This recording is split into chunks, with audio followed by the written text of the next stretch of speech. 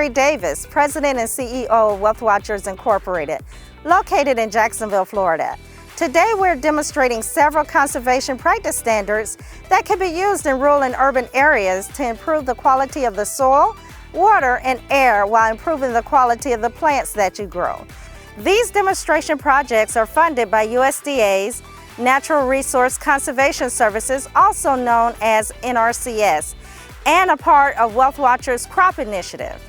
Through the Crop Initiative, we enhance the coordination of outreach, technical assistance, and education efforts to reach farmers, ranchers, and veterans, especially those who are socially disadvantaged.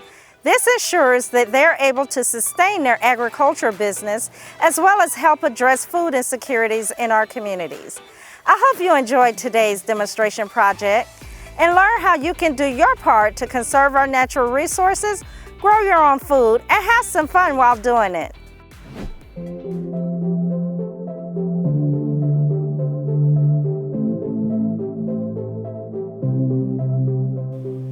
Hi, my name is Curtis White. I'm the Outreach Specialist with Wealth Watchers. We're here at Canal Street Urban Farm, located at 920 North Canal Street in Jacksonville, Florida. For this demonstration project, we are focusing on soil health, irrigation, and composting. Before we started our demonstration project, we made several observations. We noticed that the quality of the soil was poor. It was very sandy and it would not be conducive to growing plants. We also recognized there was no access to water or power. Based on our observation, we then designed a plan for the farm so that we could have the greatest chance of success for growing healthy plants. We constructed raised beds, which are great to prevent erosion and retain nutrients. We also brought in a highly organic growing medium blended with ingredients such as wheat straw, kelp, and organic compost to fill the beds. To maintain the ongoing health of the soil, we brought in Alan Skinner of Soil Life Organics to provide some suggestions. He suggested that we utilize a 3-bin compost system and vermicompost to encourage the production of beneficial bacteria and fungi that breaks down organic matter to create humus, a rich, nutrients-filled material, and worm casting. Hi, my name is Alan Skinner. I'm with Soil Life Organics. I'm located in Northeast Florida, and you can find me on soillife.net. Today we're going to talk about composting. Now, why is composting important and relevant when you're growing things? Well, composting, if you can take raw materials such as raw leaves, dead leaves, and green materials, and even food scraps, and have them break down into a plant available form, and you're also growing lots of good soil biology that plants love and it helps them grow and become nutritious. We're going to talk about 2 different methods here we have located here on North Canal Street. One method is more of a batch process that involves some heat, which is over here, and then right here, this is a vermiculture process which involves red wiggler worms or composting worms. Let's talk about this process over here first. Now over here, this is a batch process where you've got 3 bins, and what you're going to do is you're going to mix your ingredients here. Now, of course, right here we've got we're starting to make our pile here. We've got some good brown leaves, and we need to have some brown material as well as some green material like lawn clippings, as long as there's no chemicals. And you can use some food scraps, a little bit, not a lot, and you're going to mix it together in a big pile, and it's going to heat up.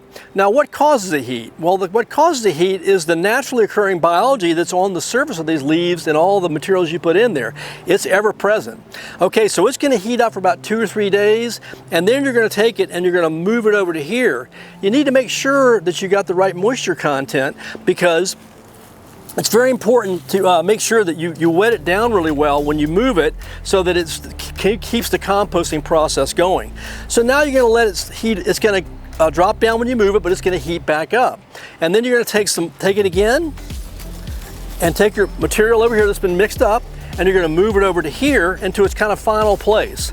Now over here, it's going to heat up again, but it's not going to heat up. It may take maybe 4 or 5 days to heat up, and then it's going to start cooling down. And of course, you're going to get some worms that are going to get into it, and they're going to help break it down as well.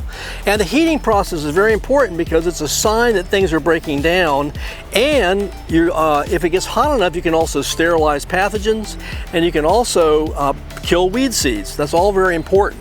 So this is a great system. Works really well. It takes about maybe 2 to 3 weeks to make, but it needs to cure for, like, say, a month or 2. Now over here, let's talk about this. This is a vermicomposting process Now this process is where you take composting worms, the red wiggler worms are the most common you can use.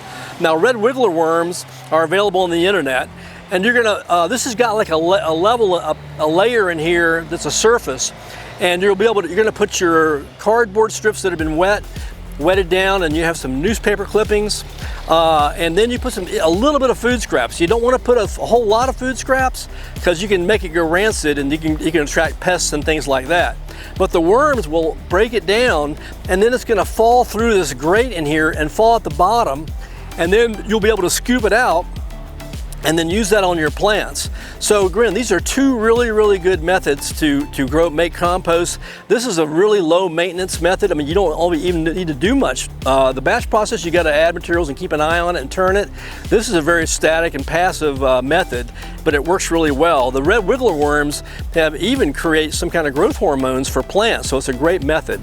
Another thing you should learn about vermicomposting is actually how you put the materials in there and how you withdraw them out when they're cured.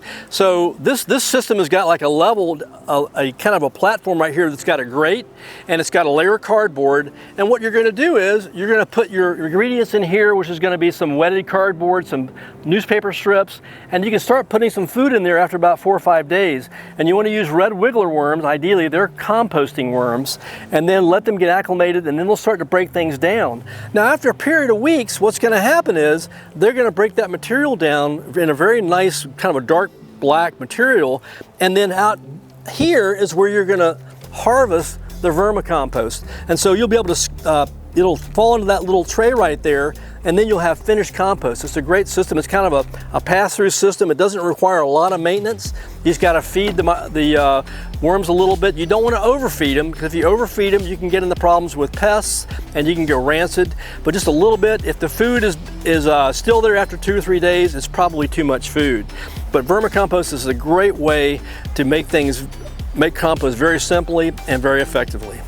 So to address our water challenge, because there's no access to water here, we constructed a water catchment system, which utilizes the IBC tote, which holds 275 gallons of water. We also brought in the IBC tote cover, which helps to prevent algae from growing in the tank and clogging up the water pump or the irrigation line. We then constructed a gutter support system to catch the water from the roof into the water catchment system. Once we constructed the water catchment system, we realized there was not enough PSI, pounds per square inch, to push the water from the catchment system to the plants to water them.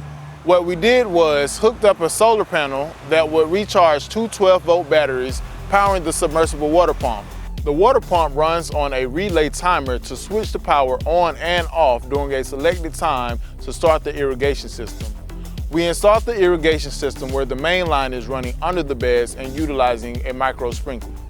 Now that we know the health of our soil and we have the irrigation installed, the next step was to start planting. Each of the practices we discussed today are eligible under the NRCS EQIP program. At the end of the video, we will include a link to the Conservation Practice Standards as well as a link to the NRCS EQIP program.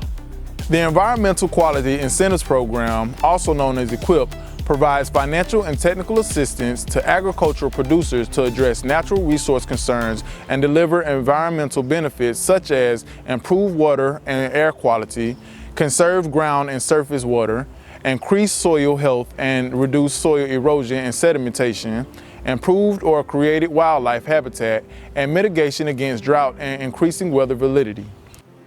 Again, my name is Curtis White with Wealth Watchers, and thank you so much for joining us.